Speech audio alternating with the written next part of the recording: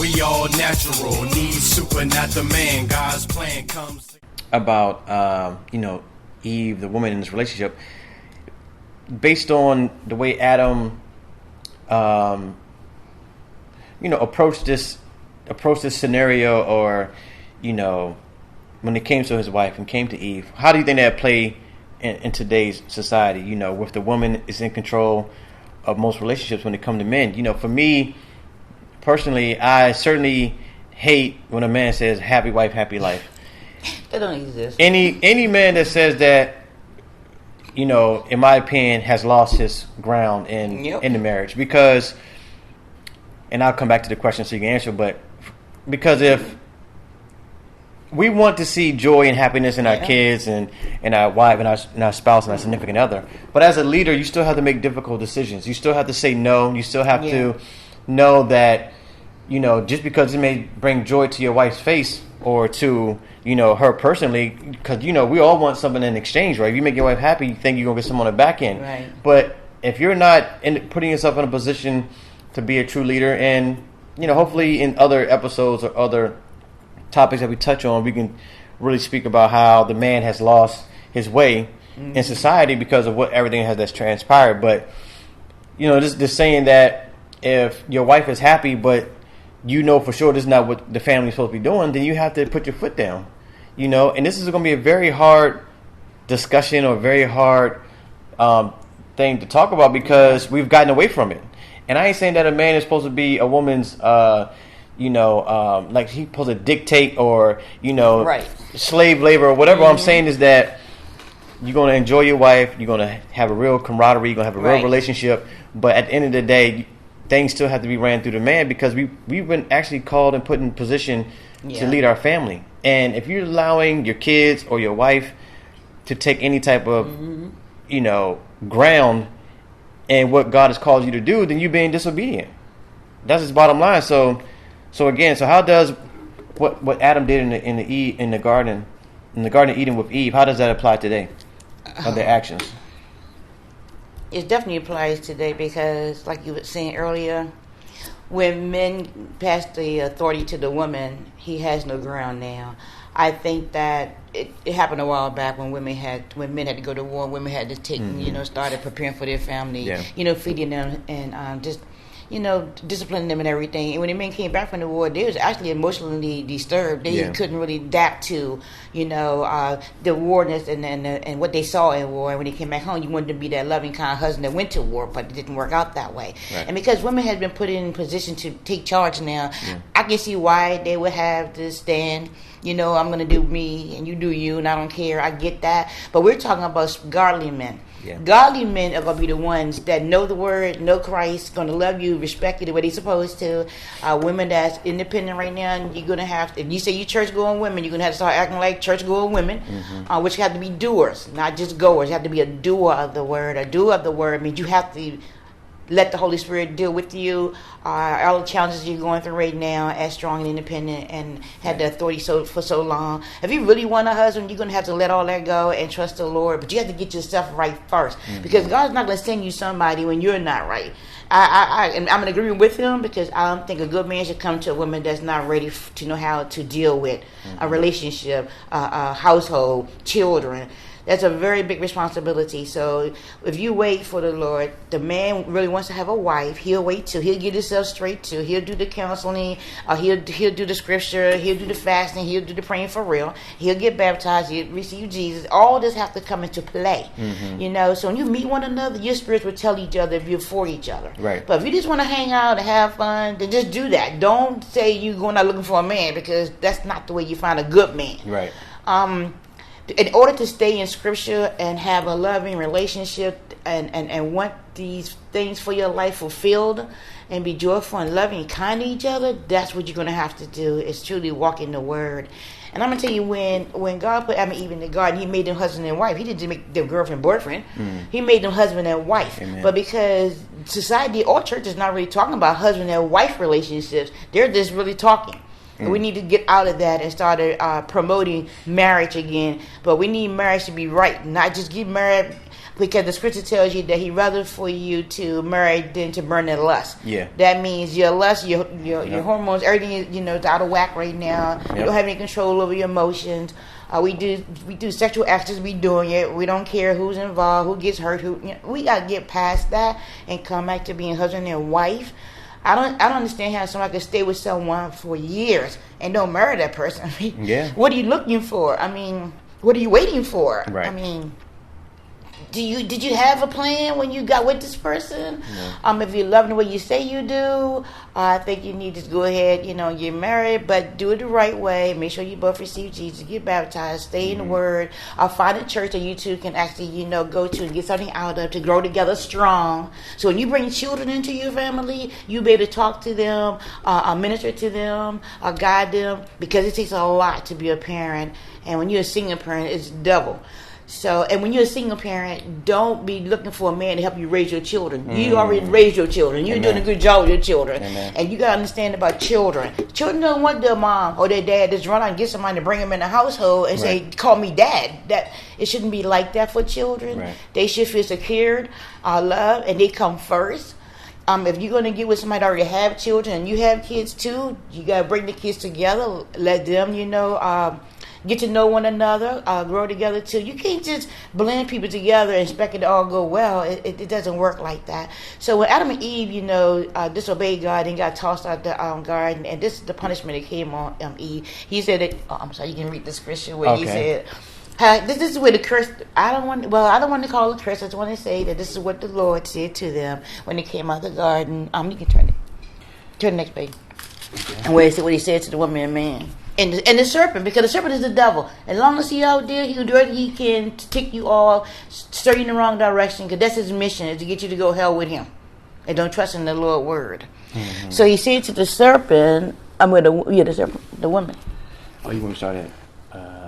Where's the serpent one? It says, the man said the woman will put here with me. He gave me the fruit to eat. And then it says, the serpent deceived me and I ate. So the Lord said to the serpent, because you have done this, cursed are you above all the livestock. That's the one you want? Yeah. Well, I'm trying to say in this scripture where he said he asked the woman, what made her do this? He asked Adam, he told Adam, because you listen to your wife. I'm going to increase you. Pains in childbearing. That's the one you want? Yeah. Okay. For the woman, this is the punishment. I'm going to call it punishment because it is. I wasn't going through no pain at first. I wasn't suffering any kind of way when I was in the garden with Eve. Now, all of a sudden, because I'm in disobedience, this is what the Lord said is going to happen to me. And this is why our bodies are going through these changes. All right. So we're going to go with Genesis chapter 3, verse 13. Then the Lord God said to the woman, what is this you have done? The woman said, the serpent deceived me, and I ate. So the Lord God said to the serpent, because you have done this, cursed are you above all the livestock and all the wild animals. You will crawl on your belly, and you will eat dust all the days of your life. That's the snakes. That's why snakes are crawling around now. They used to have arms and legs. Yeah. And I will put enemy between you and the woman, and between your offspring and hers. He will crush your head, and will strike his heel. To the woman he said, I will greatly increase your pains in childbearing. With pain you will give birth to children. Your desire will be for your husband, and he will rule over you. Mm-hmm. I don't like the word rule, but it's in the scripture. I don't like the word rule, but it is in the scripture. Well, but that's the thing. We have to get off of these words, man. And that's how society has tainted our view on anything. Because what a word represents, then we taking it in a negative direction. Yeah. You don't want to, like I said, a dictatorship with someone that's, they're controlling what you do. Right, the abusing stuff, not that. That's not what the word is saying. Honestly, a leader has to rule. He has to rule over all of the decisions, over what's going on, and he has to make a decision for what's right.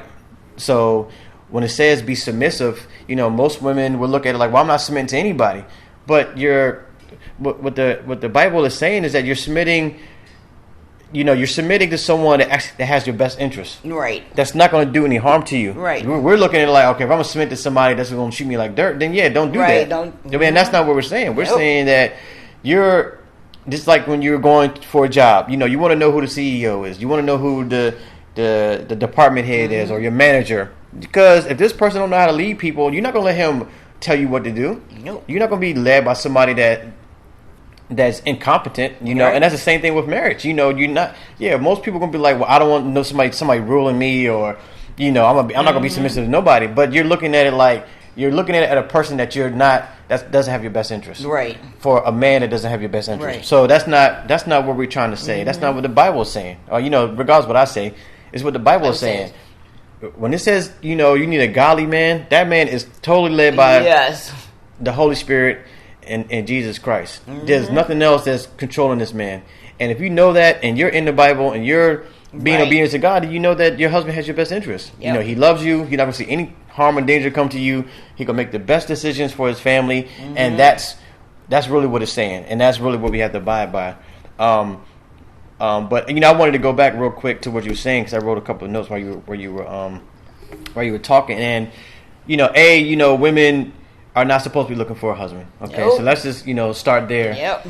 And really, what it comes down to, the man is supposed to find you. And we're in a climate now where you make yourself available, and we go out to parties and clubs, and we're on the social media.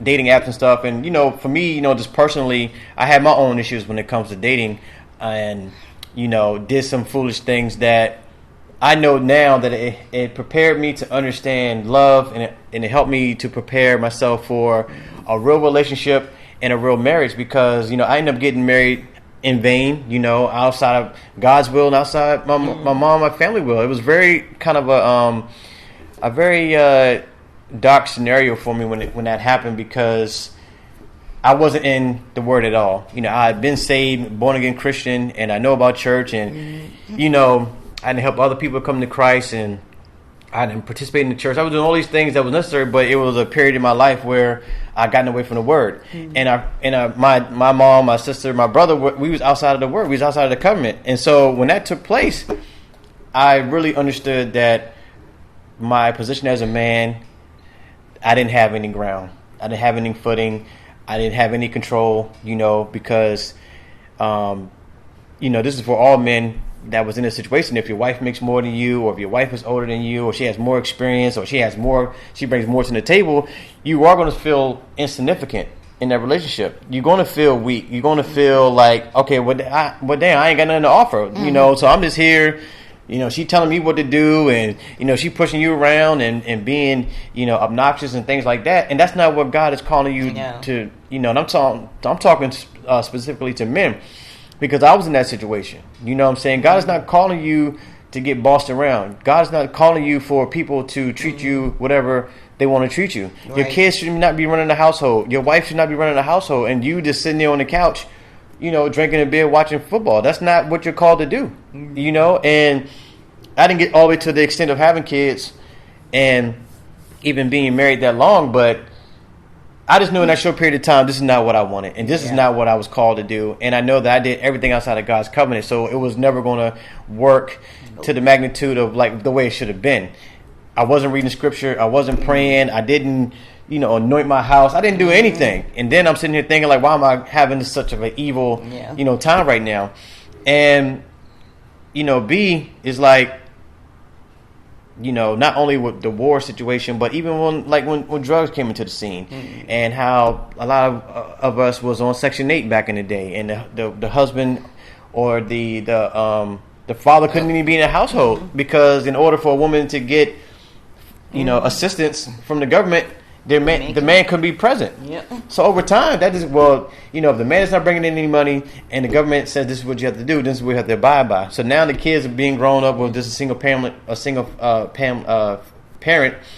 and then obviously when the drug situation happened in the 80s, mid 80s to late 80s, and then how it's still affecting us today, a lot of people got strung out, a lot of people died, a lot of people went to jail, a lot of men, I won't say a lot of people, just men in general, was totally affected by that. So we had 3 or 4 different time periods where, the man was being X'd out of the equation. Right. The man lost his footing. When he got on drugs and he went to prison, and now he a crackhead or whatever, or he on dope, how you think his kids is going to? He's not going to have respect for his father, right? If a guy goes to prison, he's not in the house to raise his son, right? And so now it's like the blind leading the blind and the kids raising themselves because the man is not in the house. And the order is God, the husband, the wife, and then the children. And then it's everything else.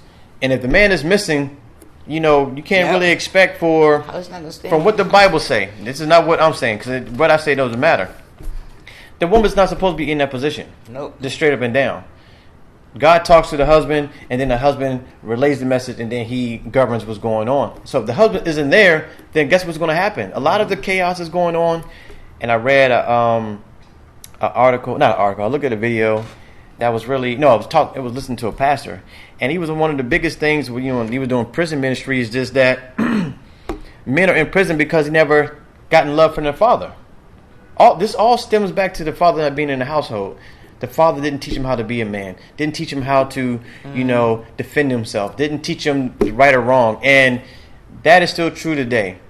And I don't want to get off the topic. I don't want to say this and come right back to it.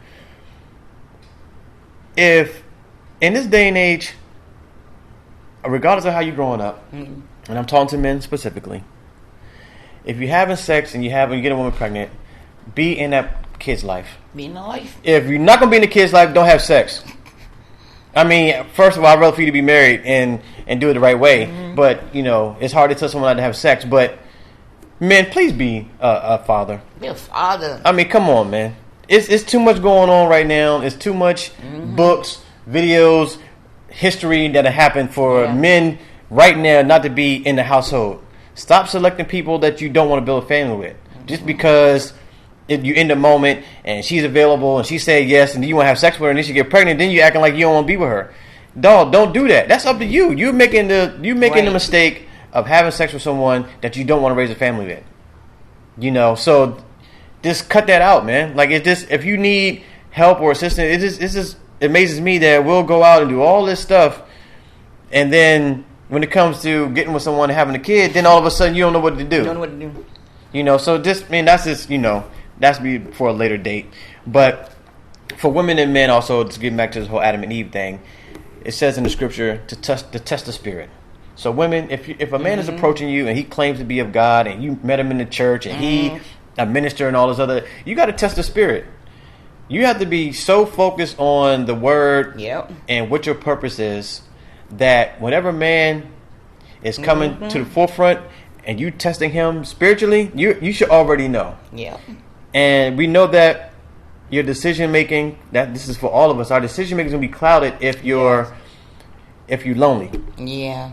If you want love, you want to go out on a date, this is all innocent, you know what I'm saying? But the longer that you communicate with somebody on the phone and you go out on dates and you're doing all this, you're getting to know this person, the more that you're going to be involved with him. So it's going to be easier for whatever the devil has in place, because the guy's masquerading as a child of God and he's just setting you up. Yep. To really rule you and really dictate you. Yep. You got to test the spirit. Same thing with men. You got to be in the word to the point that you can recognize whatever demon is coming against you. Mm-hmm. And you also have to pay attention to the people that's in your life that's telling you about the person.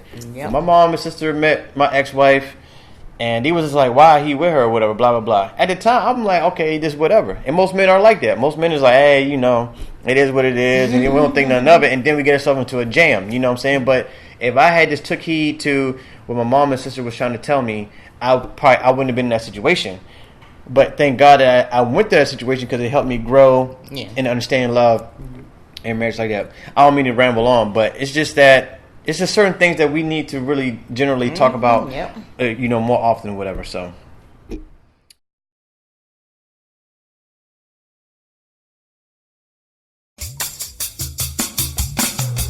We all natural, need super, not the man. God's plan comes together no matter the weather. Trust in him, believe in him. Because of him, we can do it. Come together like a unit.